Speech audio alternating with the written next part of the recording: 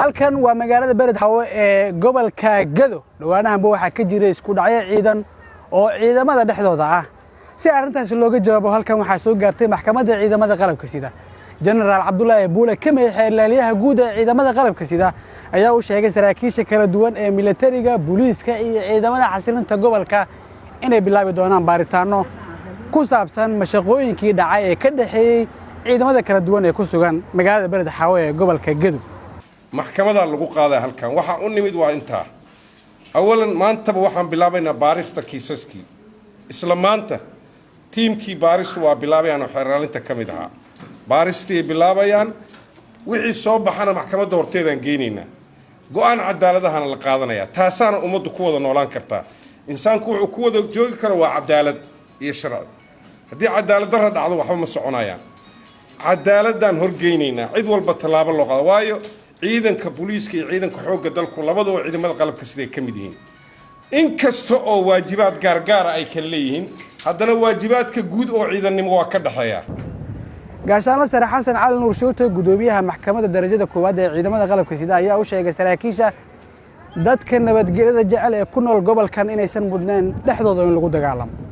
maxkamadda ciidamada qalabka sida ayuu sheegay dhawaan inay ka soo saari doonto go'aanka madambeysa sida wadada la isku dhex maraayo iyo meelaha qaarkood dadka qaar way ka soo shaqeeyaan iyo sidaan ma inaan sii lugeyno soo lugeyno meelaha qaarkood kama dhacdo marka dadkii deegaanka ahay ee bulshada ahay oo gobolkan deganaa oo nabadda jeclaa oo la shaqeynaya ciidamada markii ay waajibkooda guteen oo ah inay ciidanka la shaqeeyaan waxaa qasab ah ciidamada halkan jooga in ay gacantooda iyo hubkooda ay ka nabad galaan ciidamada aad saraakiisha u tihiin waa qasab in laga nabad galaa halkan waa imaana waxaan u imaana waxaa ka mid ah su'aalaha taagan in jawaab loo helo waxyaabaha su'aalaha taagan waxaa kow ka ah sidee suuragal ku tahay in ay ciidanku dhexdiisu dagaalamaan iyadoo saraakiisha joogto saraakiisha ciidanka oo joogto sidee suuragal ku tahay ciidanka inay dagaalamaan ma inaga kuwii ariga raaci waaye geela u dirsanay mise iyaga qayb ka ahba xeydaalihii iyo tiimkiisi way joogaan waxaan rabnaa saraakiisha in ay kala shaqeeyaan in baaris dhab ah la sameeyo lana helo jawaabaha ah yaa mas-uul ka ahaa wixii dhacay yaa ka qayb qaatay iyo yaa shaqadiisa guda waayey in la helaa jawaabahooda annaga maxkamad ahaan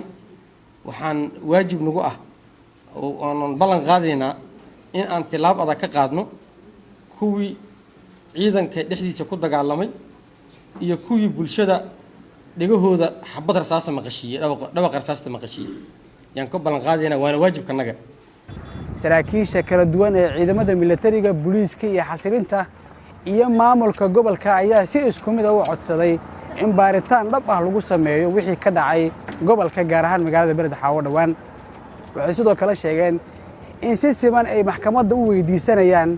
in loo kala garqaado ciidamada hab waafaqsan sharciyada maadaama xilliyo kala duwan ay ku soo shaqeeyeen xeer jajab halkani waxaa ka dhacay dhacdooyin oo kiisas ah kiisaskuna laguma xallin karo xeer jajab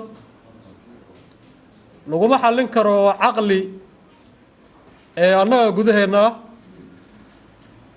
laguma xallin karo xeer beegti waxaa lagu xallin karana waxa waaye sharciga waaye annaguna fariimaheena iyo massajkeenna wuxuu ahaa maxkamadda ciidanka qalabka sida halkaa inay imaado si qof walba oo dambiile ah iyo qof walba oo gaboodfal sameeyey iyo qof walba oo dhib geystay sharciga loo waafajiyo marka waxaa jiro adiga shaqaaqooyin yaryar oo dad yaryar oo qaas ay sameeyeen ayagana waxaa loo baahan yahay in sharciga la mariyo oo sharciga la soo taago si uu u shaqeeyo sharcigu say u shaqeyso kala dambeyntu say u shaqeyso ciidannimadu ay u shaqeyso lagu kala dambeeyo si dowladnimadu u taabaqaado si qof kasta uu u ogaado in uu yahay nin ciidan ah sharci ku shaqeynayo oo aan xadgudbi karin wixii xadgudub uu sameeyana macnaha laga jarayo oo macnaha mataqaanaa aan loo dhaafay si uu ogaado aad baan ugu faraxsannahay maanta in aan maxkamaddii ay xuduudkii dalka ay tahay meesha ay wax ka xukumayso oo guud ahaan dalka in la kafargareeyay ay ka muuqanaysa meeshaas waxa koowaad oo bani aadam uu doonana waa cadaalad weeye haddii aan xuduudka uu tagay qoriga yaallo inuu cadaaladda wajahayo maxkamaddii halkaas ay kaga jawaabayso qaladaadkiisii waa farxad u soo hooyatay ummadda Soomaaliyeed guud ahaan waxaan leenahay soo dhawaada reelaalyaha iyo guddoomiyaha waxaa la rabaa markaa tuutaha qabtid oo qaranka masalaysa hooyada dhaqaaqila inaad caawin kartid cunuga suulka ka yimaada inaad wax walba inta ka joojiso wadada gooyin kartid naxariista in adiga ka soo bilaabto sababtoo ah shacabka u shaqeynaysid waa ayaga wax mushaarkooda aad qaadanaysid imagine marka qiyaas haddii shacabkaas ay adiga ka soo calaacalayaan ama xabad aad ku ridaysid ama problem aad ku haysid ama culays aad ku haysid tuutaha aa xiran tahay muxuu taagnaan karaa marka inay askarteenu fahanto horta ay u shaqeeyaan waa arrin muhiim ah annaguna marka amniga ka soko cadaaladdaas in la falo meel cadaalad hadday ka jirto waa horumartaa marka cadaaladdaas waa very important beled xaawo waa magaalada keliya ee xuduudda u ah waddamada Soomaaliya Kenya iyo Itoobiya cabduqaadir ciise warbaahinta qaranka beled xaawo